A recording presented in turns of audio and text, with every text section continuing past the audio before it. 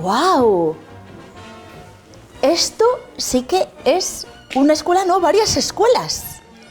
Efectivamente, el museo recoge distintas épocas escolares. Están representadas prácticamente los grandes momentos históricos de nuestro sistema educativo, desde el siglo XIX, mediados del siglo XIX aproximadamente, y prácticamente hasta la actualidad.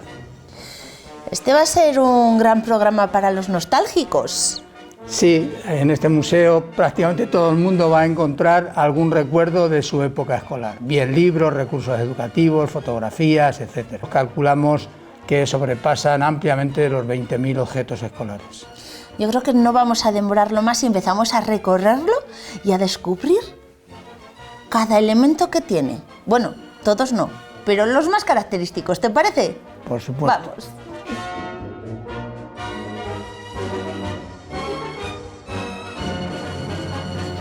Claro, hay tanto por ver aquí en este museo que se te van los ojos, claro, en cada libro, en cada... multitud de detalles que llaman la atención de cualquier visitante. Sí. Este aula es maravillosa. Sí, es una reconstrucción de un aula de los años centrales del siglo XX aproximadamente. Vemos 40, que escribían 50, con plumas. 60. Sí, sí. Hasta la llegada del bolígrafo en los años 60, generalización del bolígrafo mejor dicho, pues se escribe con plumas en distintos formatos. El inicio del sistema educativo moderno actual podemos situarlo a mediados del siglo XIX, con la ley Moyano de 1857. Sobre ese periodo, sobre todo la segunda mitad del siglo XIX, tenemos bastantes recursos educativos utilizados en la escuela de la época, concretados fundamentalmente en libros. El espacio en el que estamos ahora es un poco más tardío. Se reproduce la escuela de los años centrales ya del siglo XX. Los visitantes de mayor edad son los que más disfrutan, diríamos, de este espacio, porque es el espacio que vivieron y fácilmente pueden encontrar sus libros, sus recursos educativos, sus juguetes, en fin, los materiales escolares, el ajuar escolar que se utilizó en ese momento. Les lleva a su niñez. Sin ninguna duda. Rememorar esos tiempos pues es muy satisfactorio, desde luego. Las pizarras con las tizas. Los niños de ahora, claro, conocen las pizarras digitales, pero anda que no he escrito yo en pizarras como esta, no debo hablar en clase. Sí. Cuando salías a la pizarra, pues tenías que estar dispuesto efectivamente a obedecer las indicaciones de los maestros y de las maestras para plasmar aquellos contenidos que habías estudiado, que había que estudiar.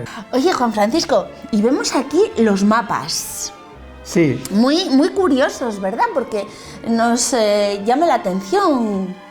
Eran muy visuales. La metodología escolar trataba de llegar al alumno, diríamos, y como no había las tecnologías de ahora, pues efectivamente se utilizaban carteles ilustrados con muchos motivos para que pudiesen captar la atención de los niños. Y tenemos aquí algo que me has enseñado que es muy llamativo. ¿Cómo aprendían aquí la geografía española? Por ejemplo, la de la península ibérica. Esta era la tecnología de la época. Sí, los recursos para el estudio de la geografía eran muy variados. De entre ellos sobresalían los mapas, y en los años mediados, en los años 50 del siglo, pues llegan metodologías innovadoras de mapas mudos, diríamos, que se pueden comprar en las editoriales o se pueden construir en las propias escuelas, cosa que ocurre con este mapa de la escuela de Otones. Por ejemplo, ay, que quiero sonar. Segovia, vamos a ver Otones. Eso es lo que ocurría cuando acertabas con la provincia. Bueno, así con todas las provincias. En esta sala se encuentran los recursos fundamentales que se utilizaron durante esa época, volvemos a hablar de los años centrales del siglo XIX, en las distintas asignaturas que componían el currículum escolar.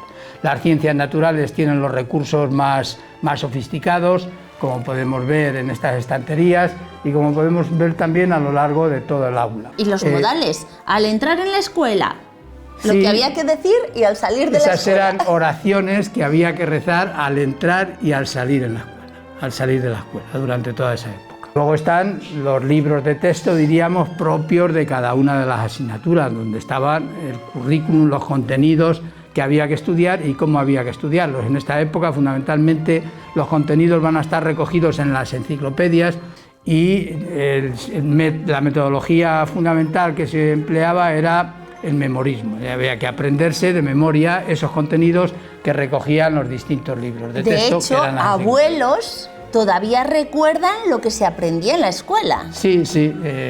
Cuando viene gente mayor y les preguntas por los ríos del norte de España o cualquier otro contenido, Los muchos reyes. de ellos lo pueden recordar.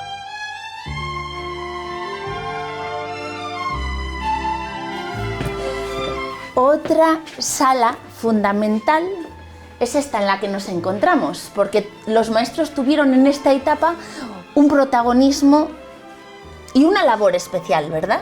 Sí, es una sala que está dedicada al primer tercio del siglo XX, particularmente a su etapa final, que coincide con la Segunda República Española, momento histórico en el que efectivamente el compromiso de los maestros con la educación, con la cultura, con la sociedad fue máximo. Se llevaron a cabo reformas educativas de mucho interés, tanto en la formación de los propios maestros como en el acercamiento de la cultura a las zonas rurales, las construcciones escolares, las misiones pedagógicas, etc. Fue un periodo de la educación española muy corto, pero muy fructífero. Los maestros intentaban innovar. Sí, es un periodo en el que nuestro país es muy receptivo a las teorías pedagógicas innovadoras que se están produciendo en el mundo occidental y, lógicamente, los maestros se comprometieron con esa tarea y trabajaron firmemente por ella. Es una referencia para la educación española, incluso en la actualidad. En esa etapa, por ejemplo, se va a llevar a cabo una propuesta pedagógica relacionada con los textos libres y con una menor importancia de la enciclopedia. Sin embargo, unas décadas después, la enciclopedia va a recuperar otra vez su papel protagonista y se van a olvidar, por razones sociales y políticas, las metodologías innovadoras que están llegando a nuestro país en las primeras décadas del siglo XX. En esta etapa era como más participativa, ¿no? Más Sin se ninguna involucraba duda, al sin alumno. ninguna duda. Efectivamente, es una etapa que persigue, diríamos, la actividad y el trabajo del alumno, la colaboración, el cooperativismo, etcétera, etcétera. Metodologías que en la actualidad se están recuperando otra vez, pero que ya se implantaron a través de los movimientos de la Escuela Nueva y de sus representantes y que llegaron también, lógicamente, a nuestro país. Se les pedía a los niños pensar. Sí, se les pedía pensar, se les pedía trabajar, se les pedía su actividad, su protagonismo, en detrimento del excesivo protagonismo que han tenido los maestros. El maestro tenía que estar, pero tenía que dejar hacer a los niños. De esa forma se aprendía mejor.